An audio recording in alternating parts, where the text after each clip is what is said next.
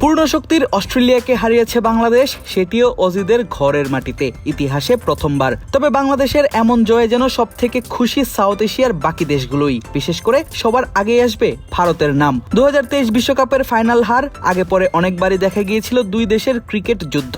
তাই তো প্রতিবেশী বাংলাদেশের কাছে অজিদের এমন শোচনীয় পরাজয়ে সবথেকে বেশি উচ্ছ্বসিত ভারতীয় সাবেক ক্রিকেটার, ক্রিকেট বিশ্লেষক থেকে শুরু করে সাধারণ দর্শকরাও। এমনকি গলার সুর পাল্টে ফেলেছেন ভারতীয় ক্রিকেট বিশ্লেষক আকাশ চোপড়াও।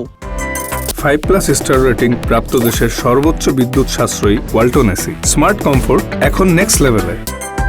নিজের ভিডিওতে কথা বলার সময় বাংলাদেশকে কিছুটা কটাক্ষই করে থাকেন আকাশ চোপড়া, দেন খোঁচাও। তবে অস্ট্রেলিয়ার বিপক্ষে ডারউইন টেস্টে 9 উইকেটে জয় পাবার পর যেন এবার ভিন্ন সুর শোনা গেল সেই আকাশ চোপড়ার মুখেও। বললেন, অস্ট্রেলিয়াকে হারিয়ে বাংলাদেশ বার্তা দিল যে তারা এই মঞ্চে যোগ্য, মিশিয়ে দিয়েছে তাদের ধুলোয়।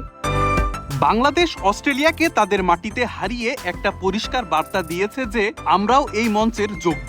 তোমরা আমাদের 23 বছরে একবারও আমন্ত্রণ জানাওনি, কিন্তু যখন আমাদের ডাকলে তখন তোমাদেরকে তোমাদেরই ঘরের মাঠে একদম ধুলোয় মিশিয়ে দিলাম। কখনো কখনো অধিকার ছিনিয়ে নিতে হয়, কারণ চাইলে তো আর পাওয়া যায় না। এটাই বাংলাদেশের ক্রিকেটের কাহিনী।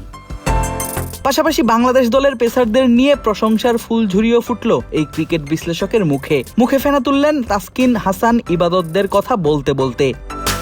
বাংলাদেশের জন্য সবচেয়ে ইতিবাচক দিক হচ্ছে তারা এতদিন পেস বোলিংয়ে যে ইনভেস্ট করেছে সেটারই ফল পাচ্ছে।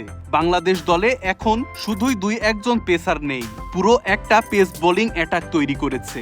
হাসান মাহমুদ, তাসকিন আহমেদ, ইবাদত হোসেন, নাহিদ রানা, শরীফুল ইসলাম, তাদের কাছে বিকল্পের অভাব নেই।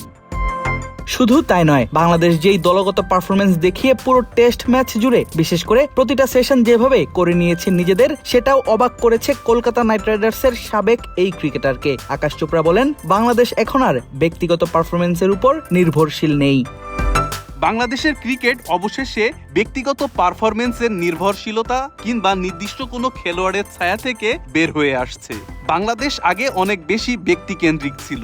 এখনো দলে মুশফিকুর রহিম আছে, কিন্তু তারা এখন শুধুই 2-1 উপর নির্ভরশীল নয়। বহু বছর আগেই যা করা উচিত ছিল, বাংলাদেশ এখন এসে সেটা করছে।